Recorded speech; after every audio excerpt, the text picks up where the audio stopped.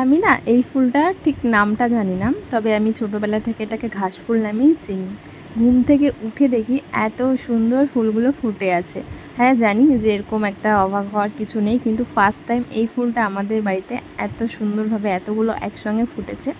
এর আগে ফুটেছিল, তবে একটা দুটো, এতগুলো একসঙ্গে ফোটেনি। আর যে কোনো ফুল যদি গাছ ভরে ফোটে তাহলে দেখতে অনেক সুন্দর লাগে। ঘুম থেকে উঠে এত সুন্দর ফুলগুলো দেখে মনটা কিন্তু খুশিতে ভরে গেল। গুড মর্নিং তোমাদের সবাইকে, কেমন আছো তোমরা? আশা করছি সবাই অনেক ভালো আছো, আমি অনেক ভালো আছি। এই গাছটা বেশ শখ করে লাগিয়েছিলাম। একটা ডাল ছিল, 3-4টের মতো পাতা ছিল, তারপর পুরো গাছটা মরে যায়। সেখান থেকে আবারও সুন্দরভাবে কিন্তু গজিয়ে ওঠে, আর তারপরে এত সুন্দর ফুল। তো আজকের ভিডিওটা এখান থেকে শুরু করছি তোমাদের সবাইকে সঙ্গে নিয়ে। আশা করছি ভিডিওটা তোমাদের অনেক ভালো লাগবে। রোজকার মতো আজকে আবারও বিছানা গুছিয়ে নিচ্ছি। আজকে আমি কিন্তু বাসি কাজকর্ম করে নিয়েছি।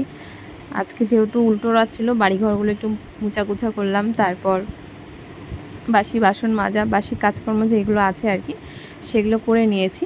এখন এই তো বিছানাটা গুছিয়ে নেব। আর আমি যেহেতু এই বিছানার চাদরটাই বিছিয়েছিলাম, তাই আমি এক্সট্রা করে বালিশ কভার লাগাইনি। সেগুলো আমি কালকে ধুয়ে দিয়েছিলাম, তবে কালকে শোকায়নি, সেইভাবেই বালিশগুলো রেখেছি কভার ছাড়া। আজকে সকালবেলা একটু শুকিয়ে গিয়েছে, ফ্যানের হাওয়াতে দিয়েছিলাম সারা রাত, ফ্যানের হাওয়াতেই কিন্তু শুকিয়ে গিয়েছে। এখন এইগুলি বালিশের মধ্যে কভারগুলো ভরে এইভাবেই রেখে দেবো। অন্য কভার আর পরালাম না, কেন কি চাদরটার সঙ্গে সেম সেম আর কি রাখলাম। আর আমার বেশিরভাগ বিছানার চাদর বালিশ কভারগুলো আগে ভাগেই নষ্ট হয়ে যায়, আর কোনোগুলোর কিন্তু বালিশ কভার নেই। তো সবসময় ম্যাচিং করে রাখা হয় না, যখন যেভাবে পারি আর কি সেভাবেই রাখি।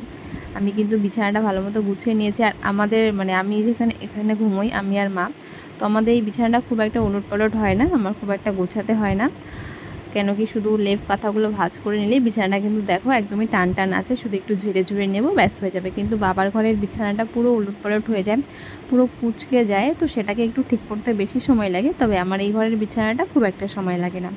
তো আমি কিন্তু আমার ঘরের বিছানা গুছিয়ে এখন বাবার ঘরে চলে এসেছি। বাবার ঘরের বিছানাটা গুছিয়ে নেব। আর সকালবেলা উঠে এই দুটো কাজ কিন্তু আমাকে করতেই হয়, কেন কি মা ওই ঘর থেকে এই ঘরে চলে আসে, তো আমি বাকি কাজগুলো পরেও করতে পারবো। আর এই ঘরে বিছানাটা পরিষ্কার করে রেখে দিই, তখন মা এই ঘরে এসে শুয়ে থাকে, তারপর আমি আরও অন্যান্য যে কাজগুলো আছে সেগুলো করি। ভাবছি আজকে এই যে জামা কাপড়গুলো আছে সেগুলো গুছাবো, কেন কি আজকে অনেকটা সকালবেলা ঘুম থেকে উঠেছি। আর একটা জিনিস দেখবে, সকালবেলা ঘুম থেকে উঠে কাজবাজ করার পর অনেকটা টাইম পাওয়া যায়, যেহেতু সকালের দিকে প্রায় সব কাজই শেষ হয়ে যায়, তখন বাকি টাইমগুলো কিন্তু টুকটাক অন্যান্য কাজ করা যায়। ঠিক যেমনটা আজকে আমি এই যে ঘরটা গোছাচ্ছি, এই ঘরে সেরকম তো কিছুই নেই, তোমরা দেখেইছো নতুন ঘরটা হয়েছে, এখনও সেরকম কোনো কিছুই কেনা হয়নি, একটার পর একটা বিপদ যাচ্ছে। তো আমি কিন্তু ওই যে একটা সুতো দিয়ে কাপড় রাখার মতো বানিয়েছি, আর সেখানে কিন্তু সুন্দরভাবে কাপড়গুলো গুছিয়েও রেখেছি। আর এখন এই তো আমাদের যে বিল্লিটা আছে সেটা ওই ঘরে ছিল, সকালবেলা করে এই ঘরে ও চলে আসে মায়ের সঙ্গে।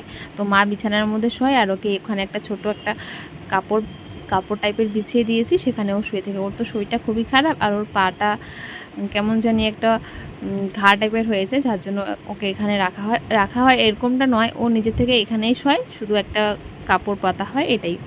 তো চলো আমি কিন্তু ঘর বাড়িগুলো ঝাড় দিয়ে দিচ্ছি। আর এই ঘরটাতে বাবা একটু লেট করে বেরিয়েছে 9টার মতো, তো এই ঘরটা আমার পরিষ্কার করা হয়নি। এখন এই তো ঘরটাকে ঝাড় দিয়ে ঘরটা মুছে আমি কিন্তু স্নানটাও সেরে নেব, কেন কি স্নানটা তাড়াতাড়ি করে নেব। আর গরমের দিন তো তোমরা অনেকেই বলো যে আমি স্নান করার পর নাকি সব কাজ করি, একদমই নয়। আমি সকালে একবার স্নান করি, বাসি কাজকর্ম করে, তারপরে সারাদিনে তো আবারও কাজ থাকে, সেগুলো কাজ করে বিকালের দিকে আর একবার স্নান করি। তো আমি কিন্তু এমনটা নয় যে একবারই স্নান করি, গরমের দিনে আমি দুবার করে স্নান করি। আর তাহলে সারাদিনে যে কাজবাজ করি ঘামে শরীর, সেটা নিজেকেও ফ্রেশ লাগে, আর বাসি কাজকর্মগুলো করার পরও একবার স্নান করি, তখনও ভালো লাগে, যার জন্য আমি দুবার করে কিন্তু স্নান করি।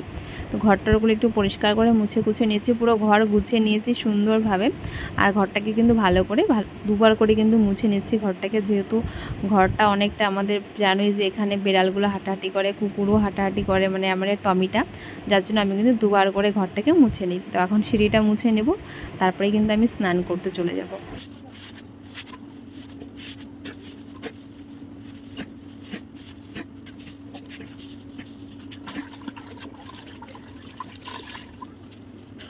কাপড়গুলো গোছানোর পর দেখো কত সুন্দর লাগছে। এমনটা নয় যে আলনা থাকলেই সুন্দরভাবে কাপড় গুছিয়ে রাখা যায়, ডোরির মধ্যে সুন্দরভাবেও কিন্তু কাপড় গুছিয়ে রাখা যায়।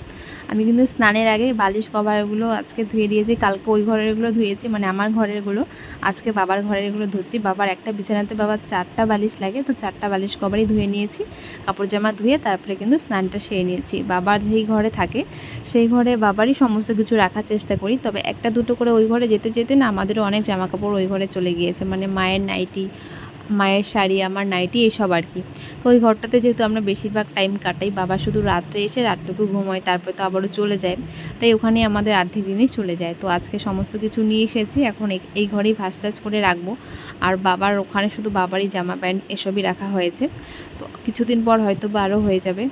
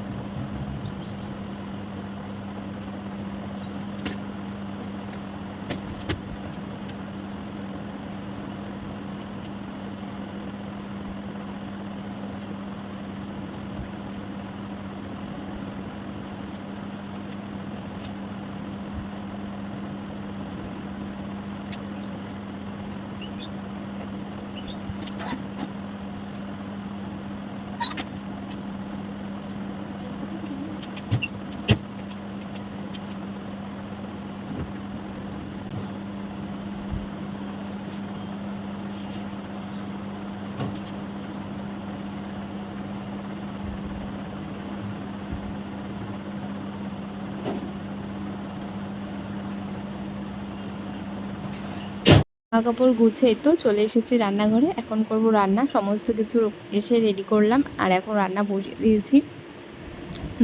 মানে দু রকম রান্না করব, একটা আলু দিয়ে একটা আলু ছাড়া, যেহেতু মা আলু খাবে না, তাই মায়ের জন্য আলু ছাড়া আর আমার জন্য আলু দিয়ে। তো একসঙ্গে 6টা ডিম একসঙ্গে ভেজে নেব, তারপরে 6টাকে ভাগ করে নেব দুভাগে, একটাতে তিনটে তিনটে করে, মা 3টে, আমি একটা, বাবা 2টো।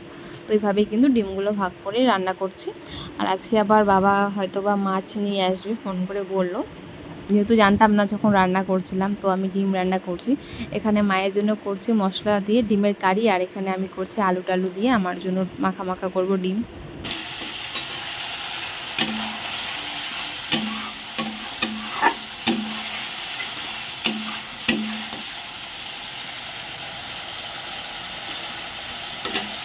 ডিম রান্না করতে করতে আমি কিন্তু এদিকে আলু আর কাঁকরোল কেটে নিয়েছি, এখন এইগুলো একটু ভেজে নেব। আমার এখন ইদানিং এইভাবে আলু ভাজা খেতে বেশ ভালো লাগছে, ডুম ডুম করে কেটে, তো সেভাবে কিন্তু কেটে নিয়েছি।